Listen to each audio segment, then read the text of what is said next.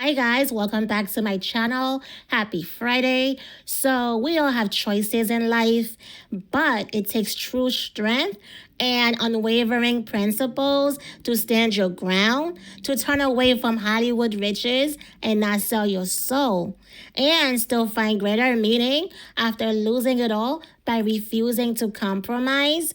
Case in point, actor Neal McDonough says he was blacklisted from Hollywood and lost everything because he refused to kiss any women but his wife on screen, a choice he believes cost him major Hollywood roles. So, for more than 2 decades, Neil has stood by his rule of never kissing another woman besides his wife, even for a role. Neil says Hollywood producers did not believe he was serious at first, but once they realized he was, they stopped hiring him. He said, "When I wouldn't do it, they could not understand. Hollywood just completely turned on me, and they would not let me be part of the show anymore.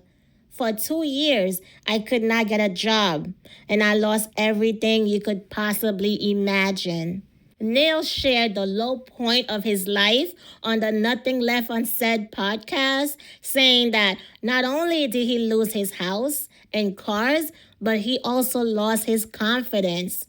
The steep drop in his career sent him into a tailspin.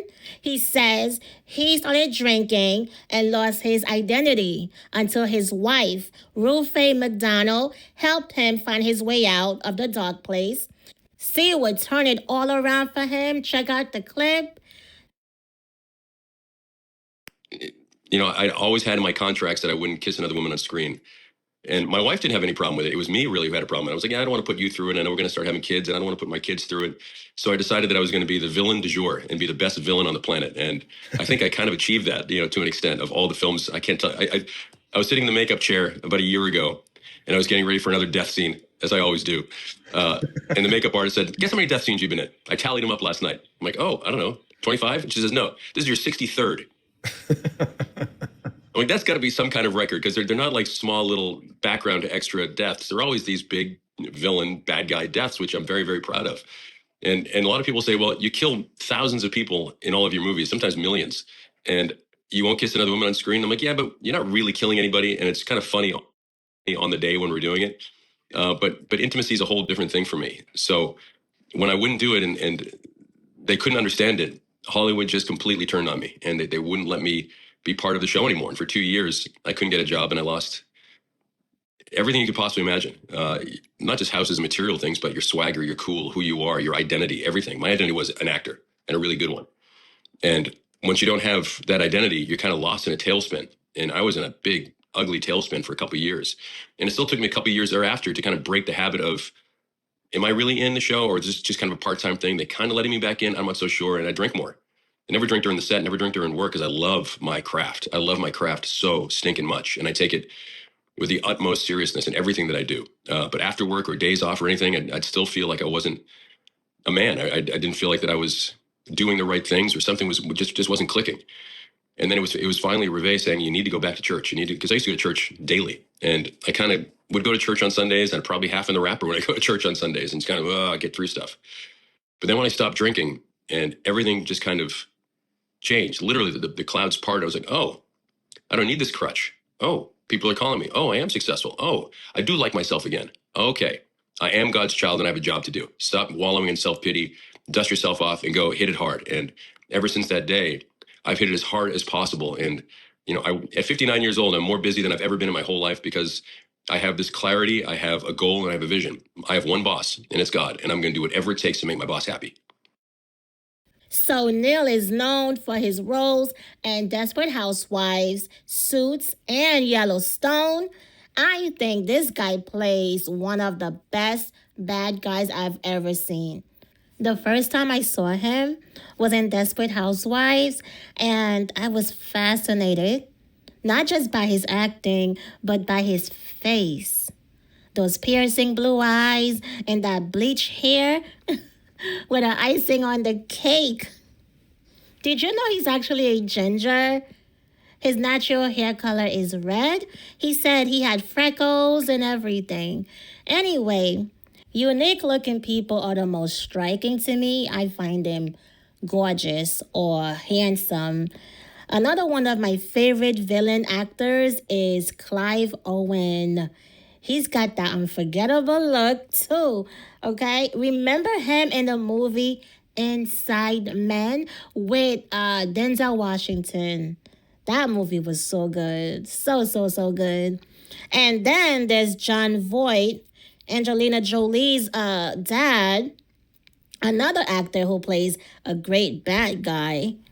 And none of these men look alike, but each has such a unique appearance that it intensifies their villain roles.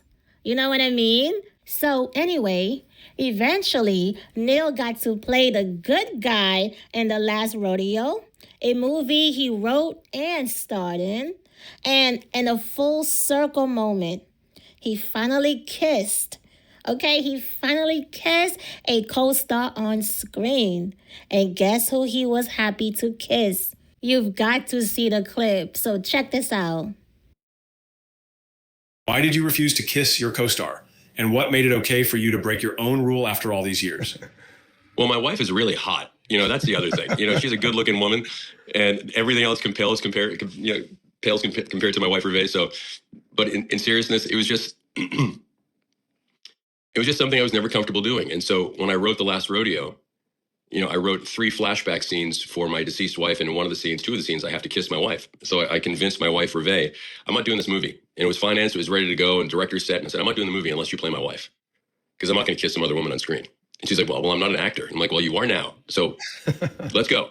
And she was a supermodel. She'd been on stages. She knows the pressure of the spotlight and all that stuff. So when it was game day, she was so prepared and so ready, and she crushed it. She was so great in the movie. And to kiss my wife, my real life wife, in a movie that I wrote and produced and gave glory to him in, I can't imagine, Tim, anything really better than that in my life when it comes to my career, because it's finally one of those things where, all right, I made it and I did it our way. We did it, and we made a beautiful film that's made money, that everyone's loving, that the reviews are crazy for. I've never...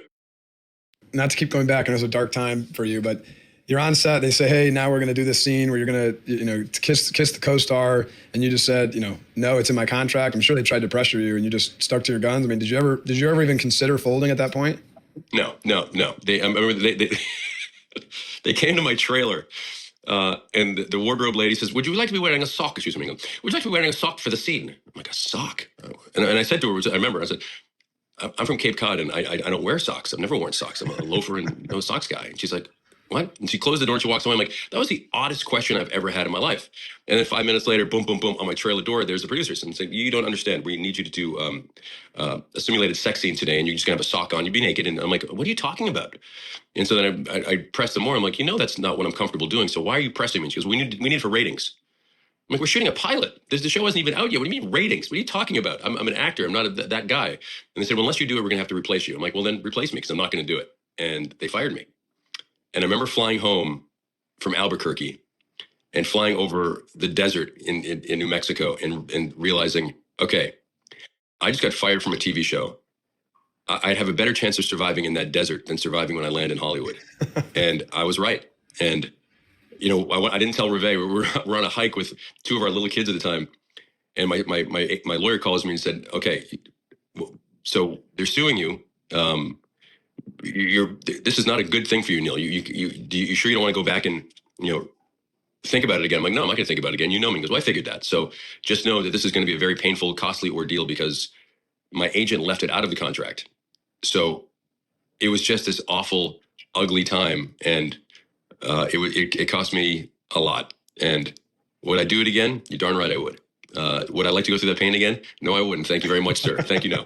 But if I had to, I would, because I knew I did the right thing for my marriage. I knew I did the right thing for him, and I knew I did the right thing for me. Really, deep down inside, in my gut, I knew I did the right thing. So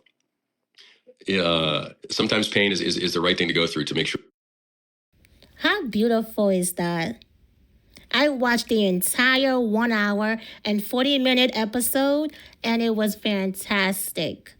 He spoke about his principles growing up in Massachusetts as the son of a hardworking Irish immigrant and the values his mother and father instilled in him. He talked about his faith, how he returned to church, and his deep relationship with Jesus. He also opened up about his love for his wife and kids, and how, as a child, he thought he was dumb because reading was so difficult for him. He was often in what do you call it? Special need classes, and he was bullied by other kids until he learned in college at Syracuse that he had dyslexia. I think I'm saying it right. Dyslexia. Yeah, he had dyslexia as a child. He also had a lisp and he stuttered. He would stutter. So to go from that to becoming known for his voice and being in countless commercials is an incredible story of overcoming adversity. What else he said? He said, listen, that episode was fantastic. It was so good. So if you get a chance, check out Neal's episode on the podcast. It was good. It was good. Okay? As the saying goes, those who stand for nothing will fall for anything. I love it. I'll end with this clip of Neal gushing over his lovely wife. They are just so adorable. They're so cute. Check this out, you guys. Thanks for tuning in. Don't forget to like, subscribe, and hit that notification bell so you don't miss any update. And I will see you on the next one. Peace. From all the kids, from coaching them in sports to coaching my daughter in dancing or acting lessons, I always want to be there with the kids because I want to give them all the great information that I've absorbed in my life and help them be the best version of their lives that they can possibly be. They have to do it themselves, but if you can kind of teach them and be there with them, you can tell them things and it goes in one ear and out the other. But if you show them things and actually walk the walk, then you're really helping your kids, and building the next generation of McDonoughs and the next generation of Greens, right? So that's what Reve and I are. And Reve is on the board of everything at the schools while she's running my career, while she's producing movies with me and acting in movies. So we're very, very busy. But I met Reve the first night I got into town on St. Patrick's Day 2000 in London. And we walked into this bar. I was with the guys, this nightclub. And for some reason, she was on the door that night. She was running PR for a bunch of clubs at 21 years old. And I walked and I saw her and I just kind of lost my mind immediately. There was this girl in this long black leather coat and these black boots and 6'3". And I'd never seen anything like that before. And then I walked up to her and I couldn't, and I'm pretty good at speaking. I couldn't think of anything to say. And the only thing that popped out of my mouth was, gee, you're tall. I mean, it couldn't be the worst pickup line of all time. And then she says, and I started to walk away. I'm like, oh, that was terrible. I started to turn away and she goes, and you're American. And I turned back and I said, yes, I am. And then we just started talking. And the next morning I was off for boot camp for 2 weeks for Band of Brothers. And the whole time, all I could talk about was this girl. And I was driving the guys nuts. I said, I'm going to marry this girl. I'm like, dude, you've known her for 6 minutes. What are you talking about? I'm like, I know I'm going to spend the rest of my life with this girl. And they thought I was nuts. And then the first night we got back, we had a party for all the guys. I went to this restaurant and I said, please find this girl and make sure she's there that night because I need to see her again. And she showed up. Reve showed up and we spent about 5 minutes with each other. And then I said, there's something I have to do. And I started to walk out. And Jimmy Matteo, who's one of my best friends of Band of Brothers, goes, where are you going? I'm like, something I can do. And he goes, that's the girl you drove us nuts for 2 weeks talking about her and you're leaving her? I'm like, there's something I got to do, Jimmy. And I walked home to my flat in London, called the girl that I was dating at the time and said, I got bad news for you. I'm getting married. And she's like, but what do you mean you're getting married? How long have you been cheating on me for? I'm like, well, I really haven't. I've known this girl for maybe 10 minutes, but I know I'm going to spend the rest of my life with her. And she was like, okay. And that was it. And then the next day I called her the next morning. I said, you want to have some pizza tonight? And we went out and had a date and had pizza. And we've been together every day ever since. And care for what you wish for in life. I was wishing for someone to get me through life and be a partner in life and start having a family. And And it happened. And I was 33 years old at the time. So I was much older. I'm 12 years older than Reve. And I never thought it was going to happen. I never thought my career was going to be where it was. And all these things that I never thought was going to happen. And then God said, all right, it's your time now. Now, here you go. Here's the ball. Go run with it for me. And I've been running with it for the last 25 years as hard as I can. And I'm here now. So I couldn't be happier or prouder.